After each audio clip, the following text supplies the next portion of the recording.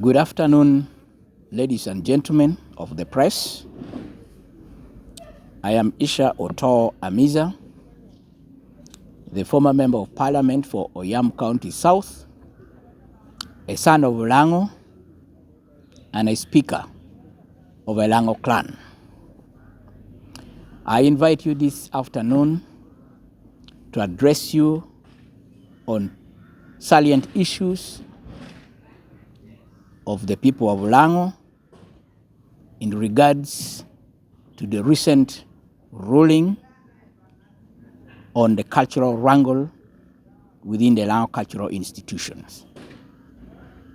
But fundamentally, this press conference is to address the utterances, the frivolous allegations which were levied against the person of the Speaker of Parliament of Uganda, the Right Honorable Anita Among, and the Justice of the High Court, Justice Phillips Odoki, regarding the cultural wrangles in Lango. This afternoon, I address you with lots of joy and happiness as a son of Lango and a clan leader in my own rights, following the recent court ruling over the long-standing feud or conflict on the cultural leadership of Lango, which was adjudicated by Justice Phillips Odoki. The ruling was a landmark in the history of the culture and tradition of Lango, and it sets a precedent that shall go a long way to restore sanity and tranquility among the people of Lango. In a special way, I wish to applaud Justice Phillips Odoki for exhibiting the highest level of independence and integrity in executing this particular case. I thank him and I wish him well in his work as justice or judge of the judiciary of Uganda. I also wish to congratulate the people of Lango, and particularly the Wonyasi of Lango, Mzee Yosam Odur Ebi. This judgment puts to an end the disputes between Mzee Yosam Odur and Engineer Michael Odon and Ambassador Ogwangokul over the Wonyasi position.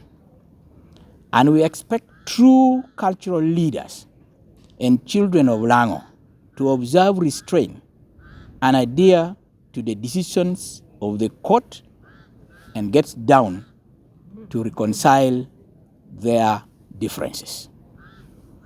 I am grateful that Lango will now settle down to focus on reviving the traditional and cultural practices, norms, and values that had gotten lost due to selfish and opportunistic infighting and division among cultural leaders and people who share a common identity, tradition, and custom. I am optimistic that unity, cohesion, and respect will now prevail among our people in the slogan, Note Entejo, End Waro and Riejo. Any form of barbarism and uncultured conduct or behavior or statement that undermines our unity, integrity, and progress should be condemned and rejected. In equal measure, I wish to condemn and denounce the misplaced utterances and baseless allegations that were extended by the spokesperson of Engineer Odon Okune's team towards the person of the Right Honorable Anita Among, Speaker of Parliament. The allegations against Anita Among are misplaced, redundant, frivolous, baseless, and unfounded.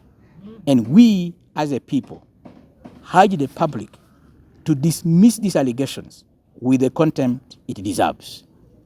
I repeat, the allegations against Anita Among are misplaced, redundant, frivolous, baseless, and unfounded.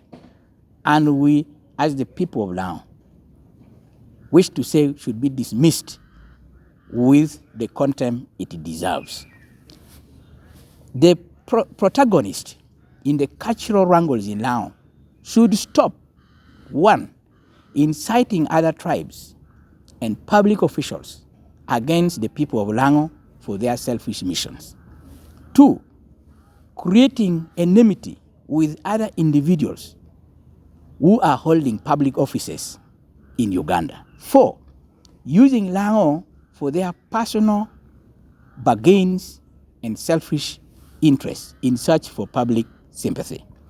Lango do not associate with the frustrations and misplaced outbursts from disgruntled individuals who do not respect the law and justice. Lango people have high regards for other tribes and public officers, the Right Honorable Anita Among and Justice Phillips Odoki notwithstanding. The judgment that was conducted by Phillips Odoki was in line with the requirements of the judiciary of Uganda.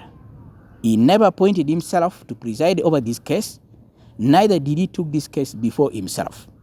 The case was taken to him, and also he was assigned the duty to adjudicate this process. And we think his personality, his tribe notwithstanding, should be respected and should also be considered with the highest respect he deserves. We continue to applaud and relate with the good deeds of the Justice Phillips Odoki and the Right Honorable Speaker Among as our daughter of a Teker ethnic group and our cordial historical relationship with the people of Lango. We also hold our office in high esteem, and we expect the institution of parliament and our leadership never to associate Lango as a people with the stupid utterances and ignorant outbursts from a particular individual out of the Odongo Kunes group.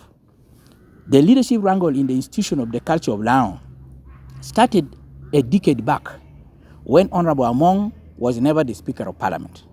And therefore, it is really very primitive to blackmail, humiliate, undermine, and above all, attempt to soil the image and reputation of the person of the Speaker of Parliament over the internal wrangles of the over cultural power in Lango. In the same tone, associating the person and the origin of Justice Odoki to the judgment is contemptuous of court decisions, which undermines the principles of judiciary. We are also aware that there have been news circulating on social media regarding attempts to bribe or information that the justice was being bribed. We want to make it very clear as a people of Lango, the law must take its course on individuals, organizations, any group that are spreading lies, propaganda, and attempting to undermine the integrity of other public officers.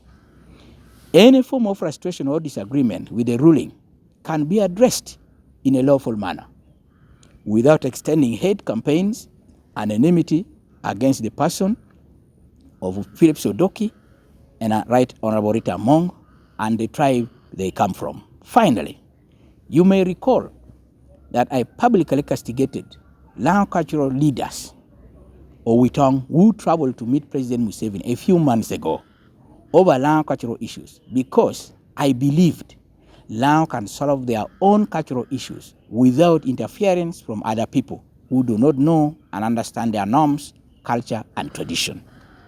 I therefore warn individuals and public officials who may be trying to interfere with any matter of the culture of Lango to stay away. In the same note, Lango will never interfere with the tradition and culture of other tribes in this country. I say this, long live Lango, long live Uganda. I also want to make it categorically clear that the monies that were collected from the clans in Lango and the monies that were received from friends, neighbors, allies, and of course institutions that believed in the people of Lango were never used because the coronation was cancelled by court. To that effect, I want to call upon the group under the leadership of Engineer Odon Okune, one, to account for all the monies they received from the clans, the friends, and the general public.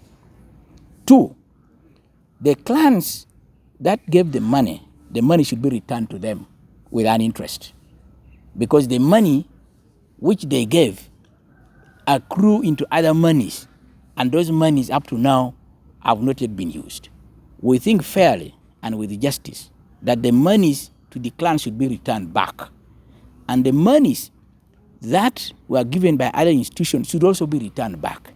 Nonetheless, the accountability for whatever money that they receive must be displayed in the public arena, because the name of Lango was used to collect this money.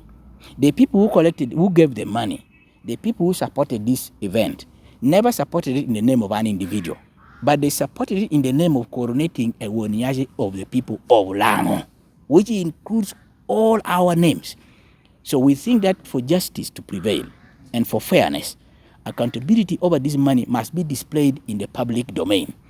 And I want to believe that in not more than 2 weeks, this should be displayed to avoid unnecessary steps that will be taken by Lango, whose name have been used to solicit funds.